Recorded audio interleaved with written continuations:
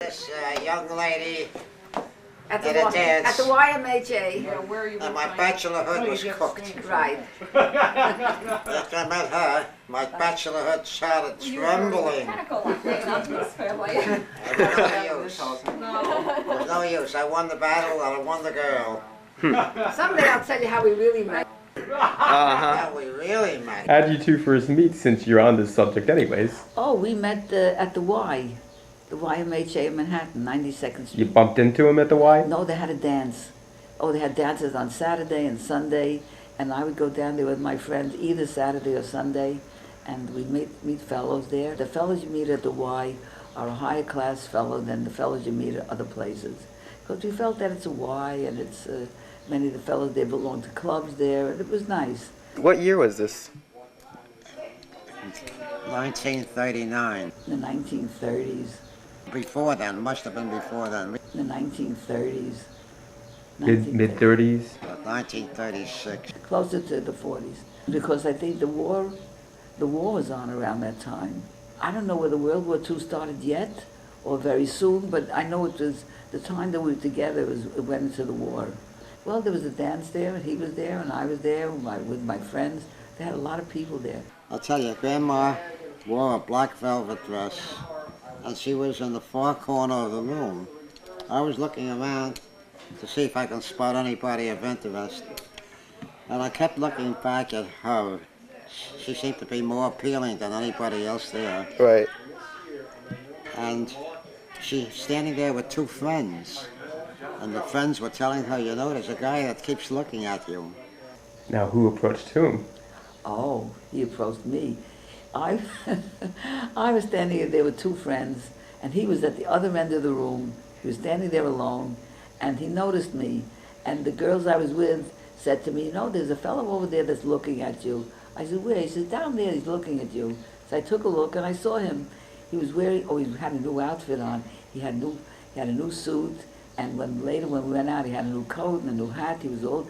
He had gotten a whole outfit, so when he goes to a dance, he'll be ready to meet a nice girl. Anyway, so they said, well, he's looking at you, he keeps looking at you. And I looked at him, and then I looked away, and then one of them said, you know, he's coming over. I said, he is? I saw him walking over. So they really set me up. By the time that I came over, she was expecting it. He wanted to dance. He walked over so he could meet me and dance with me. So he asked me in such a manner that there was no way I could refuse. So I came over and I said, may I have the pleasure of this dance? He said to me, may I have the pleasure of this dance? And when a fellow says a thing like that to a girl, there's nothing, you know, it's not like a wisecrack like some fellows would say, you want to dance? Now, most people don't ask for it that way, so immediately I made a good impression. When he said it that way, I said, I have to say yes, no matter what. And I was kind of curious about him. What man asks a girl to dance like that way? She says yes. And then we started talking, I don't know. So I was kind of looking him over and see what he's like. But he was very nice. He was just very nice. In the first 3 minutes, somehow or other, she touched on the question of religion and Russia. And I said, I really don't like the Russians. She said, why? At that time, Russia was the big bad wolf, you know. So we didn't think of the Nazis as a big bad wolf at that time. We thought of Russia. So I said, I don't like the Russians. She said, why not? And I said, because they killed religion. This made a big hit with her right away because she comes from a very religious family. And then when it came time to go home, so my friend said to me, what's the matter, you couldn't get rid of him? I said, oh no, I said, he was very nice. I didn't want to get rid of him. A little later, that first night at the dance, her friend said, what's the matter, can't you get rid of that guy? She says, get rid of him? She says, he's very nice. Oh, their faces fell when Ann said she likes the guy. So they went home, the two of them together, and he was going to take me home. Before the night was over, I offered to take her home, and we stopped in at the Automat. I don't know if you're familiar with Automats. They're no longer in business. An Automat was a restaurant where all the food was behind windows. Right. And you had to put nickels in. Before we went home on the subway, I said, would you like to stop in and have something, maybe a little hot chocolate, or maybe a corn muffin? She said, fine. And then he said, well, he said, why don't we go in, we'll have some hot chocolate and a muffin, a corn muffin, I think. So I thought that was nice because most fellows, if they took you home, it was enough that they spend the car fare to take you home, because in those days, money came very difficult for anybody. She had never in her life had hot chocolate, and she liked it. Actually, it's very good. She liked it. Yeah. It just hit the spot. And we were talking and talking, and we had a lot to say. And We just sat there and we talked. And we talked until they said, you know, we're closing up the store. So she said it was an enchanted evening. Did you take her home that night? Yeah. anyway, so we had the hot chocolate, and then he took me home. And that night when I took her home, I said to her, I'd like to see you again next Sunday. Let's make the date now rather than call you up or write you, because that usually doesn't work for me. I said, shall we make a date now? She says, fine.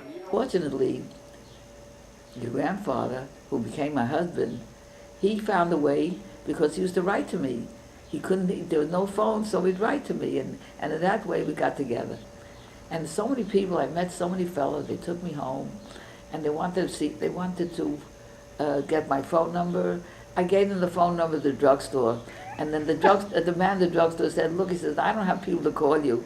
We didn't even have money to give the kids a tip, so the kids stopped coming over to tell me about the message. So I never got those calls. Well, anyway. You lost Grandpa's gain. Yeah, and my gain too, because he was a wonderful man. And I used to see her every Sunday, and on the fourth Sunday I brought her a rose. She says, what's that for? A rose to carry on her lapel. I says, it's our anniversary. She says, what anniversary? I said, we know each other a month. So that made a good hit, big hit with her. Right. We finally decided after a long trial period that we were really weren't for each other. Yeah, and I told my mother, I can't marry this guy. I'll have a miserable life. I can't marry this guy. And I said, I And my can't marry mother's, this guy. and my mother's face fell. She thought there was going to be a wedding. And I said, impossible. And then I said to my mother, Mama, you wouldn't want me to be unhappy, would you? You wouldn't want me to go through life unhappy. Then she said, okay, if that's how bad it is. P.S. We got married. I don't know how it happened, but she finally won a bride for me. What are they talking about?